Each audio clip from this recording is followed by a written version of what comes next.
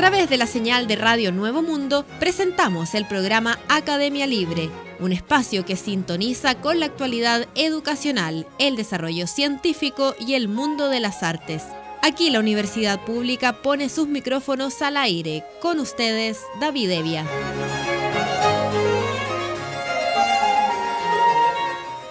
Vaya nuestro saludo a todos los auditores de Radio Nuevo Mundo que a esta hora sintonizan la emisión de Academia Libre, donde la educación, las ciencias y las artes confluyen para hacer de la creación de conocimiento un espacio público. Me acompañan Francisca Baitía y Cristian Castro. Conversamos sobre educación en Academia Libre. Las universidades tradicionales de Valparaíso presentan el libro con historia de sus primeras sedes. El documento se trabajó durante 2 años en el contexto del Consejo de Rectores de Valparaíso, CRUV, y abarca el período que va entre el año 1928 y 1971. La publicación contó con recursos del Servicio Nacional de Patrimonio Cultural del Ministerio de las Culturas. Valparaíso es más que una ciudad patrimonial y un puerto histórico para Chile. Durante los últimos 95 años se ha desarrollado con una marcada identidad universitaria. Con más de 31 instituciones y aproximadamente 130.000 estudiantes en esa región, es imposible no vincular su evolución con el nacimiento de sus planteles universitarios, donde las 4 instituciones tradicionales, la Pontificia Universidad Católica de Valparaíso, la Universidad Santa María, la Universidad de Valparaíso y la Universidad de Playa Ancha, son las que tienen más prestigio e historia en la zona. En ese sentido, la Comisión Patrimonio, Paisaje y Territorios del Consejo de Rectores de Valparaíso, CRUV, presentó en la Biblioteca Severín el libro que surgió desde la investigación Resignificación Patrimonial y Salvaguarda de los Edificios Fundacionales 1928-1971 y que pone en valor los 4 inmuebles que dieron forma al sistema de educación superior en la región. La iniciativa tiene como uno de sus objetivos contribuir al rescate, salvaguardia patrimonial y conservación de la memoria histórica de las sedes centrales de la Universidad del CRUV y ayudar a sensibilizar sobre el valor de estos edificios. El rector de la Pontificia Universidad Católica de Valparaíso y presidente del CRUV, Nelson Vázquez, destacó que es importante difundir el valor que tienen las primeras sedes de las universidades. Son espacios dinámicos de convivencia con la comunidad, donde albergamos a las personas, a los jóvenes y a distintas actividades culturales. Que se restauren estos edificios y se difunda este valor patrimonial es muy importante para Valparaíso, una ciudad que requiere pronto un proceso de recuperación dada la condición en que está actualmente, señaló la autoridad académica. Por su parte, el rector de la Universidad Técnica Federico Santamaría, Juan Yus, expresó que este es un hito para relevar el rol que tienen las universidades en el patrimonio y la arquitectura de la ciudad, donde hemos aportado durante los últimos 100 años. Estamos muy contentos de efectuar esta investigación de manera conjunta. Esto nos ayuda a mostrar la historia de los edificios, sacarlos de la mitología de las comunidades y dejarlo documentado, ponerlo en valor y como un esfuerzo colectivo. El proyecto contó con financiamiento de un fondo del Servicio Nacional del Patrimonio Cultural. Al respecto, La directora del Servicio Nacional, Nélida Pozo, destacó la alianza entre las 4 universidades contribuyendo al desarrollo de las ciudades. Sin lugar a dudas, las casas de estudios superiores desarrollan un tremendo aporte a la preservación y difusión del patrimonio cultural. Este es un trabajo que ha significado la recuperación de documentos e información que estaba guardada y que queda a disposición de las comunidades, lo que genera más conciencia en las personas de lo importante de trabajar en la protección del patrimonio arquitectónico de la ciudad. Jorge Ferrada, director del Centro de Estudios Patrimoniales de la Pontificia Universidad Católica de Valparaíso, añadió que las casas centrales de nuestras universidades están repartidas en el contexto de la ciudad de Valparaíso y abordan distintos momentos de la arquitectura desde principios del siglo XX hasta 1974. Hay una muestra que es bastante valiosa y luego la circunscripción de estos edificios en barrios que fueron influidos por las universidades, donde aparecen más dimensiones de habitabilidad en la ciudad.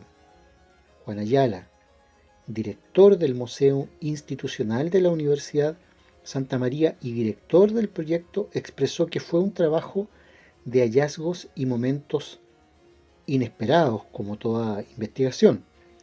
Por otro lado, el levantamiento de fuentes orales fue muy valioso y descubrimos que la piel del edificio de la Escuela de Derecho de la Universidad de Valparaíso es única en la ciudad, en todo Chile. El castillo de la Universidad Técnica Federico Santa María es un edificio que se abre al mar con una perspectiva oceánica increíble. La sede de la Universidad de Playa Ancha es un umbral de apertura a la comunidad y la sociedad. La casa central de la Pontificia Universidad Católica de Valparaíso es una esquina de encuentro urbano y ciudadano, donde las avenidas Brasil y Argentina fueron el pórtico de ingreso a la ciudad. El académico de la UPLA, Marco Muñoz, también se refirió al aporte conjunto. Fue una muy buena experiencia y señera. En la situación que se encuentra la ciudad de crisis, nosotros podemos concluir que la forma de salir de esto es precisamente a través de la asociatividad. El mundo público y privado, las universidades, la ciencia y la sociedad civil unida con objetivos comunes puede contribuir a sacar adelante la ciudad, manifestó Marco Muñoz. Finalmente, el vicerrector de vinculación con el medio de la Universidad de Valparaíso, Carlos Lara, también valoró el trabajo colaborativo al interior del CRUB. Fue una experiencia fantástica de colaboración, intensa entre las 4 universidades, y es una señal de un fiato muy grande que hay entre las instituciones. Es muestra de una apertura, un trabajo sin duda alguna abierto a la colaboración y sin mezquindad alguna. Algunos edificios partieron con fundaciones privadas y otros desde el Estado de Chile con el objetivo de dar educación a la ciudad y a la región, concluyó señalando Carlos Lara. Es parte del trabajo de recuperación de la memoria histórica de las 4 universidades tradicionales de Valparaíso, una historia que se entrelaza con la historia más amplia de las universidades públicas de este país, porque hay que recordar que tras el golpe de Estado de 1973 y particularmente a contar del año 1981 las que habían sido sedes provinciales de la Universidad de Chile y de la Universidad Técnica del Estado fueron atomizadas por la Junta Militar de Gobierno y dieron lugar a planteles universitarios autónomos. Eso también impactó en la escena de la vida universitaria de la quinta región, que, como bien recuerdan las autoridades académicas de la zona, es una región demasiado gravitante en materia de planteles de educación superior. En Academia Libre, la música tiene historia, con Francisca Beitía. Guido d'Arezzo, nacido el año 991 en Toscana, Italia, fue un monje benedictino, teórico musical y figura central de la música de la Edad Media. Estudió en la abadía de Pomposa, donde San Gregorio Magno había encargado la tarea de crear una manera para preservar la música religiosa que se cantaba. Guido d'Arezzo comenzó su carrera como pedagogo inventando un método que optimizaba el tiempo de aprendizaje de los cantos gregorianos. Además, desarrolló nuevas técnicas de enseñanza, como son el uso de la escala diatónica. Junto a otro monje benedictino, confeccionó un antifonario, libro litúrgico de los ritos latinos de la Iglesia Católica, donde registró su nuevo sistema de notación, que revolucionó la música de la época. En aquel periodo, la música occidental carecía de escritura, por lo que las obras eran transmitidas y aprendidas oralmente. El aprendizaje a través de la repetición oral provocó constantes modificaciones a las obras originales, debido a la tendencia al cambio del lenguaje verbal. Los cantos, en especial, eran memorizados por directores corales, que a través de gestos y expresiones se encargaban de recordar a los cantantes las diferentes alturas interválicas que podrían ser difíciles de entonar. Así, distintos eruditos musicales elaboraron una serie de elementos primarios de escritura musical, como una única línea que funcionaba como base tonal, junto con una serie de figuras llamadas neumas, que establecían el movimiento melódico, dando así sus primeros pasos de apoyo para la memorización coral de las obras que seguían transmitiéndose a través de la oralidad. Durante el siglo XI, Guido d'Arezzo perfeccionó la escritura musical al añadir otras 3 líneas a la línea de base tonal, lo que fijó alturas de sonido más específicas. Este conjunto de líneas horizontales formó el tetragrama, pauta musical formada por 4 líneas paralelas horizontales, rectas y equidistantes, la que posteriormente evolucionó al pentagrama, usado actualmente en Occidente. Así, el teórico calificó las 4 líneas y los espacios entre ellas con sonidos diferentes, para después asignar un nombre específico a cada nota musical. También inventó un sistema de memorización para ayudar a los cantantes a leer a primera vista, el que consistía en indicar una serie de notas sobre la palma de la mano, representada pictóricamente, en que el estudiante debía entonarlas en forma similar a los ademanes utilizados en conjunción con el solfeo. El monje propuso así un nuevo sistema de notación musical basado en el himno a San Juan el Bautista, conocido como Ut Quent Laxis, atribuido a Pablo el Diácono y cuya particularidad era presentar cada frase musical comenzando con una nota superior a aquella con la que empezaba la que le precedía inmediatamente. De este modo, Guido identificó las notas correspondientes a cada inicio de frase y concretó la tradicional nomenclatura occidental de las notas musicales, con la escala Ud, Re, Mi, Fa, Sol, La. Escuchamos a continuación Ut Quen Laxis, de Guido d'Arezzo, interpretado por el coro de monjes del monasterio de Silos.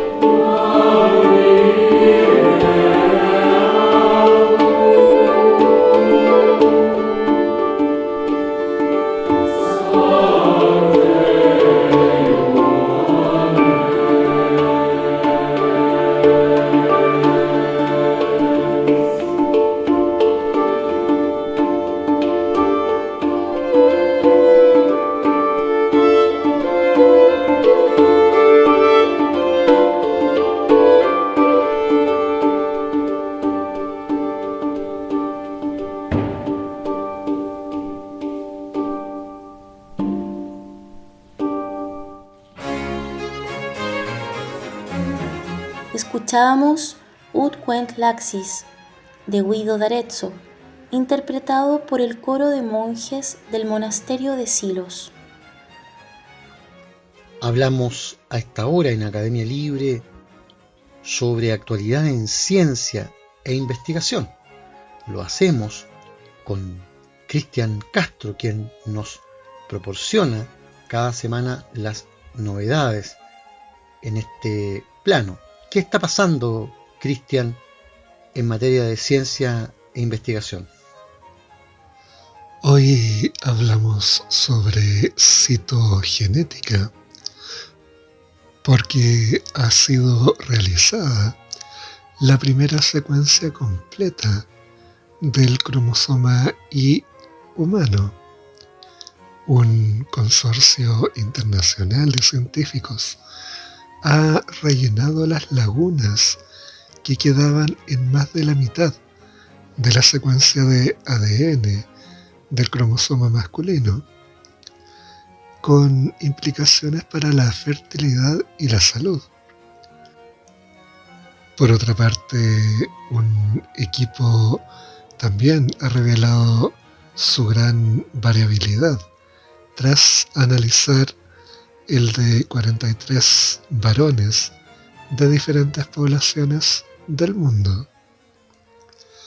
El ensamblaje y análisis del cromosoma Y humano vinculado al sexo masculino y el último que faltaba por secuenciar por completo de los 24 que tenemos se presenta esta semana en 2 artículos que serán publicados en la revista Nature.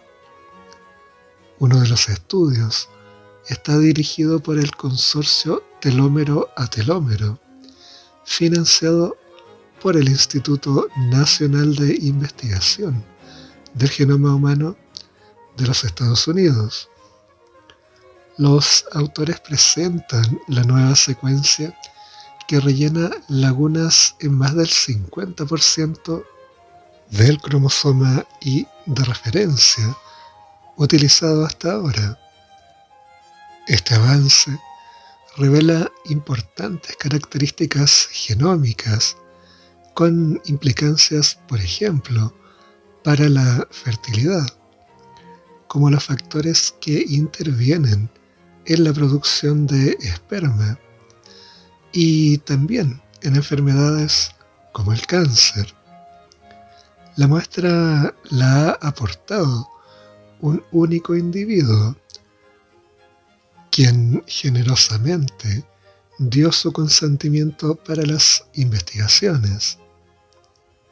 Según indica una de las autoras de la investigación, Mónica Sechoa, de la Universidad de California en Santa Cruz, Estados Unidos.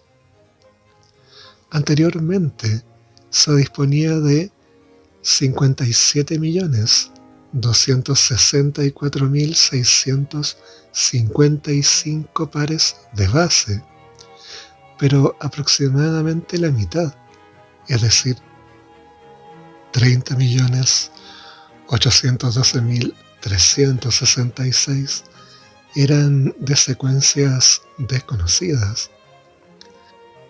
Así que en lugar de secuencias completas por 4 letras, A, C, G y T, adenina, citosina, guanina y timina, respectivamente, solo teníamos tramos largos sin concretar, apunta la investigadora, quien subraya: ahora tenemos 62.460.020 pares de base y ningún hueco, aunque hay que tener en cuenta que el tamaño de los cromosomas Y varía de un individuo a otro. Además, añadir más de 30 millones de pares de base al cromosoma de referencia, se presentan estructuras completas de varias familias de genes e identifican 41 nuevos codificadores de proteínas. Los resultados también corrigen suposiciones sobre el microbioma, revelando secuencias del cromosoma Y humano previamente desconocidas que se habían asignado erróneamente como bacterianas. Cuando la comunidad científica completó la primera secuencia del genoma humano, hace 20 años, quedaron lagunas en las secuencias de los 24 cromosomas. Pero a diferencia de los pequeños vacíos esparcidos por el resto de la secuencia del genoma, completadas por el consorcio el año pasado, más de la mitad de la secuencia del cromosoma Y seguía siendo un misterio. Todos los cromosomas tienen algunas regiones repetitivas, pero el cromosoma Y es inusualmente repetitivo, lo que hace que su secuencia fuera muy difícil de completar. Ensamblar los datos de secuenciación es como intentar leer un libro largo cortado en tiras. Si todas las líneas del libro son únicas y diferentes, es más fácil determinar el orden en que van.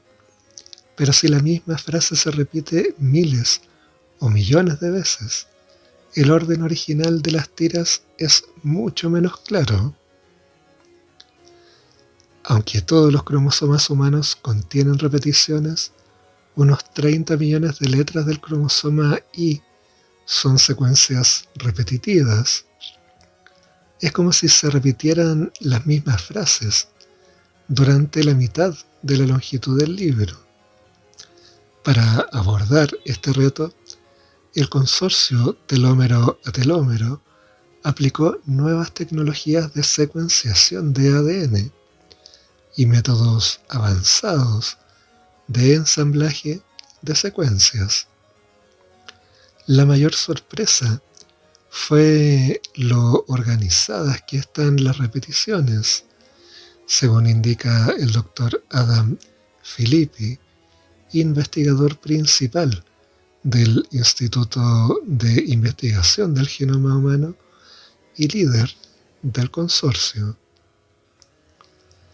No sabíamos qué formaba exactamente la secuencia que faltaba, reconoce. Podría haber sido muy caótica, pero en lugar de eso, casi la mitad del cromosoma está formado por bloques alternos de dos secuencias repetitivas específicas, conocidas como ADN satélite. Forma un hermoso patrón similar a una colcha. La secuencia completa del cromosoma Y también muestra características importantes de regiones de interés médico, como el llamado factor de azoospermia, un tramo de ADN que contiene varios genes que intervienen en la producción de esperma. Un nuevo trabajo aporta, por lo tanto, nuevos conocimientos en el campo de la fertilidad humana. Los cromosomas Y han sido ignorados o descartados durante años, afirma la coautora Melissa Wilson, genetista de la Universidad Estatal de Arizona, en Estados Unidos. Y a pesar de desempeñar papeles críticos en el desarrollo de los testículos, hay todo otro mundo que tenemos que explorar en relación con su implicación en la salud humana. Por su parte, Filippi añade: cuando se encuentra una variación que no se había visto antes, la esperanza es siempre que esas variantes genómicas sean importantes para comprender la salud humana. Las variantes genómicas médicamente relevantes pueden ayudarnos a desentrañar mejores diagnósticos en el futuro. Por otro lado, el otro artículo que se publica en la revista Nature, liderado por el investigador Charles Lee del Laboratorio Jackson de Medicina Genómica, también en los Estados Unidos, se presentan las secuencias de 43 genomas y humanos diversos que representan a 21 poblaciones mundiales diferentes. La mitad de los cromosomas Y de nuestro estudio eran la de ascendencia no europea, africana, americana y asiática, mientras que el que ha secuenciado el consorcio telómero a telómero era de un solo individuo de ascendencia europea, explica el investigador. Por lo tanto, al analizar múltiples cromosomas de este tipo, podemos observar de cerca las diferencias entre individuos genéticamente diversos. Dado que el cromosoma Y humano tiene mucho ADN repetitivo, sospeché que si comparábamos los de muchos individuos no emparentados, encontraríamos mucha variación genómica estructural en él. Y así fue. Los ensamblajes presentados por este equipo proporcionan una visión más detallada de la variación genética entre cromosomas Y a lo largo de 183.000 años de evolución humana. También revelan nuevas secuencias de ADN, firmas de regiones que se conservan y conocimientos sobre los mecanismos moleculares que contribuyeron a su compleja estructura. Están surgiendo investigaciones que demuestran que la función génica adecuada del cromosoma Y es increíblemente importante para la salud general de los hombres. Y nuestro estudio permite incluirlo completo en todos los trabajos futuros a la hora de secuenciar genomas masculinos para comprender la salud y la enfermedad. Un ejemplo de la importancia de estos trabajos para la medicina puede verse en los recientes hallazgos de que la pérdida del cromosoma Y se correlaciona con un mal pronóstico en pacientes con cáncer de vejiga e influye en la respuesta a las terapias, considera el investigador. Es poco probable que todo el cromosoma Y sea la causa de esto, por lo que disponer de la secuencia completa del cromosoma Y y comprender la variación genética entre los diferentes individuos permitirá diseccionar qué secuencias específicas del cromosoma Y contribuyen al pronóstico y a la respuesta terapéutica en estos pacientes. Ahora bien, ¿por qué tantas secuencias repetitivas en el cromosoma Y? Detrás del misterio está el ADN satélite, formado por grandes fragmentos de ADN no codificante que se repiten en colaboración.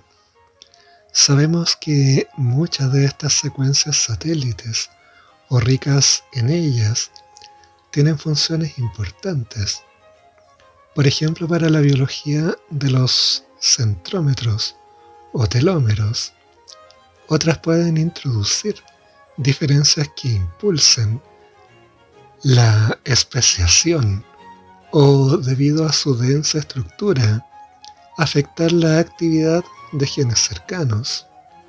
También hay científicos que piensan que gran parte del ADN satélite tiene en su mayoría poca función. Para mí, personalmente, dice Mónica Sechova, es muy emocionante que ahora podamos estudiar estas regiones, ya que hace unos años eran completamente difíciles de localizar. Esto significa que por fin podemos empezar a comprender su estructura y función. Muchas gracias, Cristian, por ese reporte que nos deja al día en ciencia e investigación. Vamos a la música con Francisca Beitía. Guido d'Arezzo revolucionó la escritura musical, redactando un tratado completo titulado Micrologus de Disciplina Artis Musicae, el cual abordaba la práctica musical a partir de un análisis de la música polifónica y del canto llano. Dicho tratado fue utilizado en los monasterios durante todo el periodo medieval y desde el siglo XIII también en las universidades. Después del Tratado de Boecio, este fue el segundo libro de instrucciones musicales más copiado y leído del medioevo. Se piensa que probablemente Guido utilizó el Tratado de Música de Odo de Saint-Maur-des-Fossés, ciudad francesa, para desarrollar a partir de ahí sus principios de notación sobre pauta musical.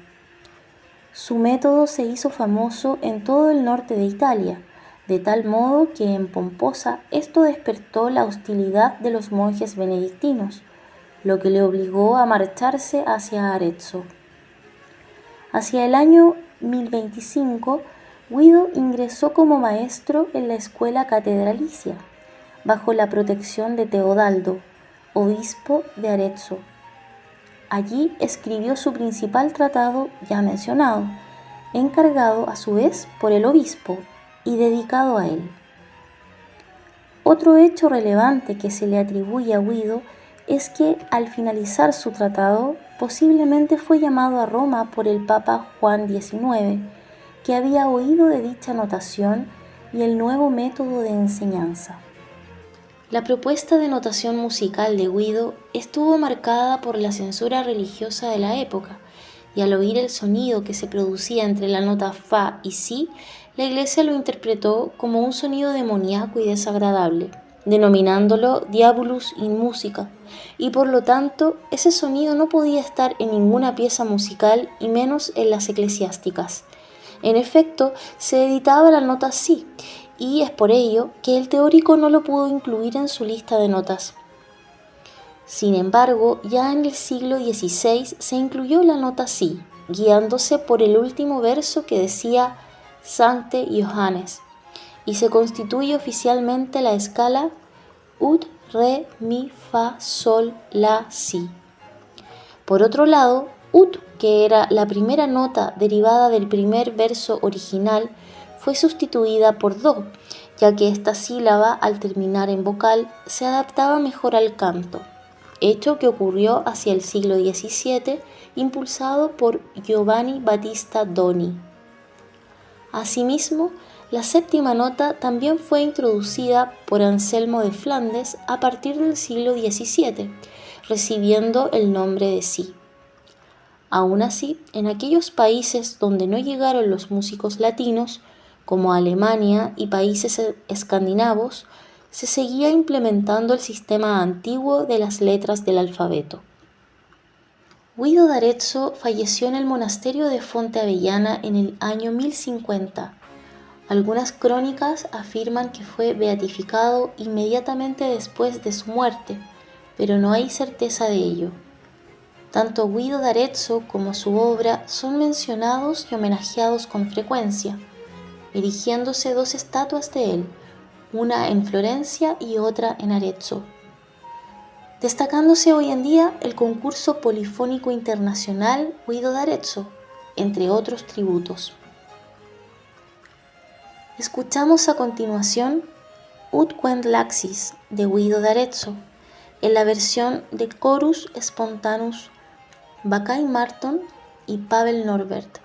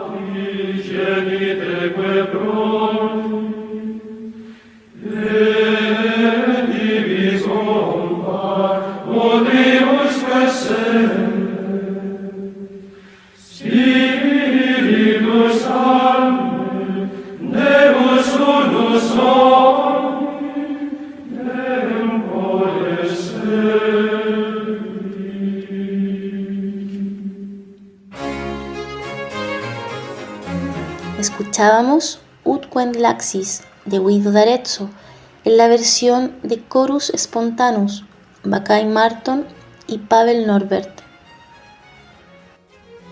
Hablamos a esta hora en Academia Libre sobre arte y cultura, en particular Carlos Arias, Chile, Amnesia de la Verdad.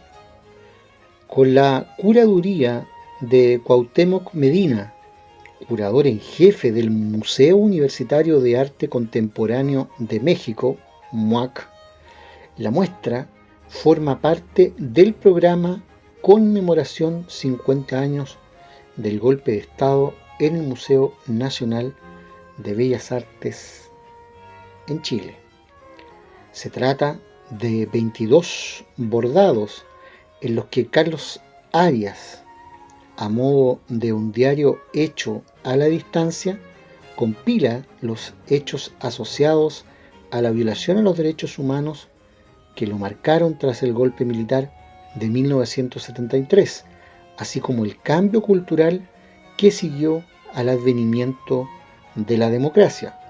También se incluye una pintura de 1990 que le otorga el título a la exposición, en la que el artista representa huesos y fragmentos frente al telón de fondo de la cordillera.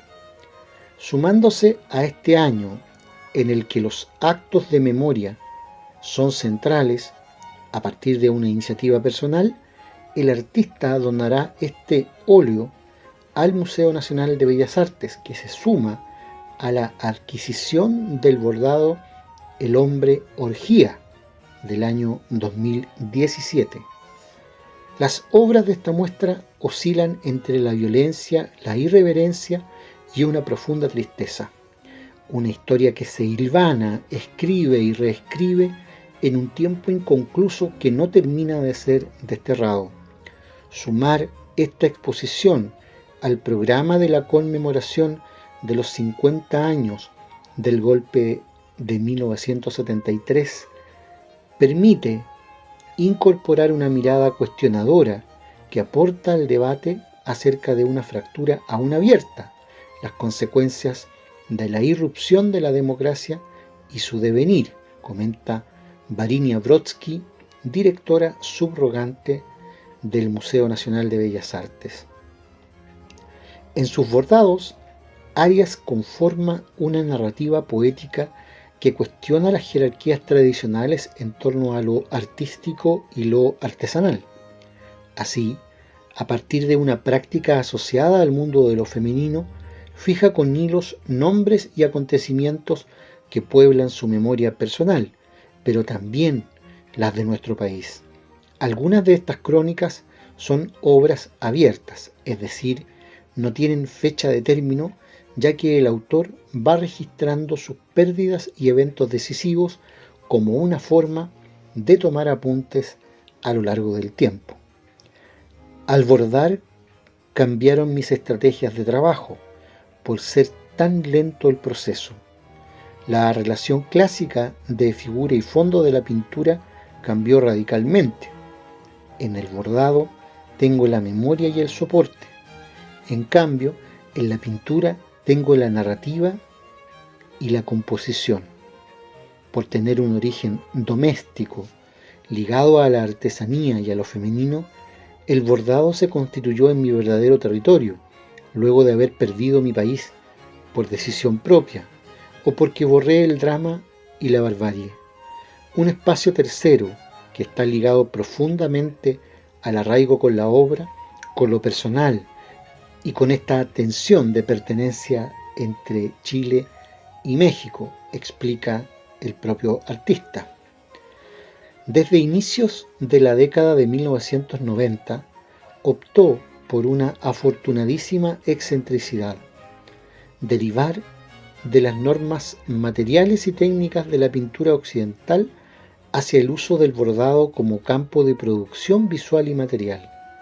Este artista, que se expatrió en México con su familia como consecuencia de la dictadura chilena, encontró así un camino felizmente anacrónico que cuestionaba la división jerárquica y de género entre lo artístico y lo artesanal, para también servir de superficie al pespunteo y surcido de la memoria personal e histórica, plantea el curador.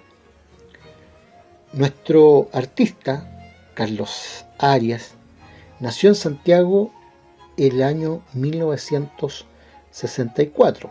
Como consecuencia de la dictadura militar en Chile, Carlos Arias se exilió con su familia en México, donde residió desde 1975 hasta 1983. Regresó a Chile para estudiar artes plásticas y posteriormente realizó una maestría en la Universidad Nacional Autónoma de México, en la capital de ese país, en el año 1988.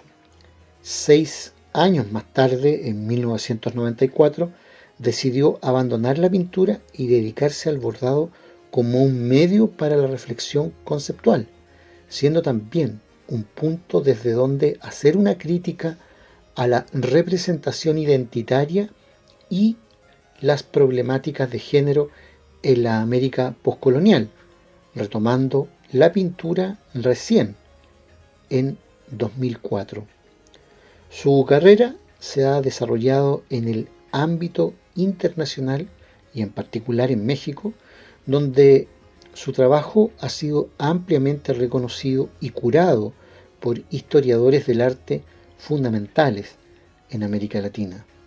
En 1999 presentó su trabajo en el Museo Nacional de Bellas Artes, en la exposición Bordado 1994-1998, y ha participado también en la primera Bienal de Liverpool, en Inglaterra, en 1999, Ars 01 Kiasma en Finlandia, San Diego Museum of Art en el año 2002, Museum Belden aan Zee, Holanda, 2002, Il Racconto del Figlio, Italia, 2003, ECO, Arte Contemporáneo Mexicano, España, 2005, Plataforma 01, México, 2006, La Era de la Discrepancia, México, Cuarta Bienal de Praga, el año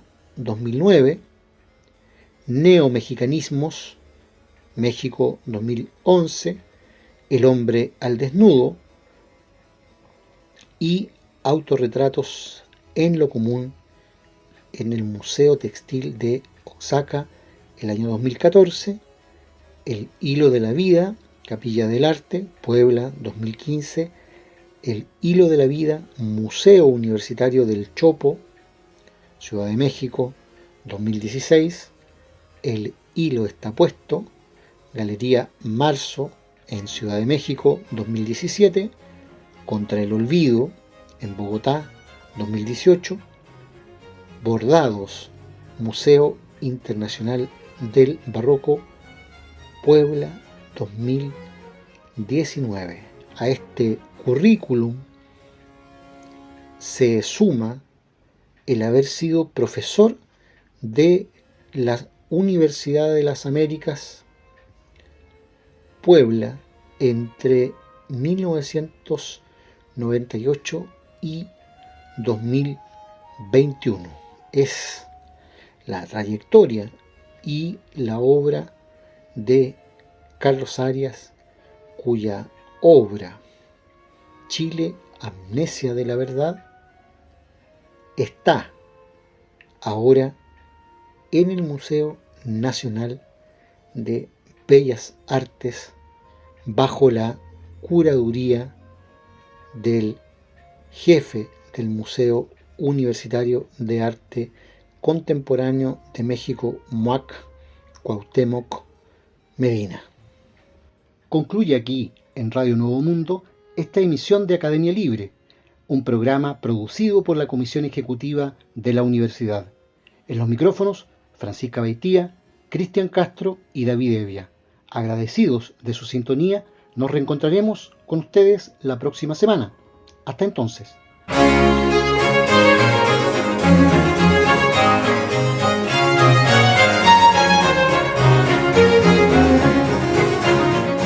Concluye aquí este capítulo de Academia Libre, un programa que aporta miradas críticas a la construcción de la sociedad. Hasta una próxima oportunidad.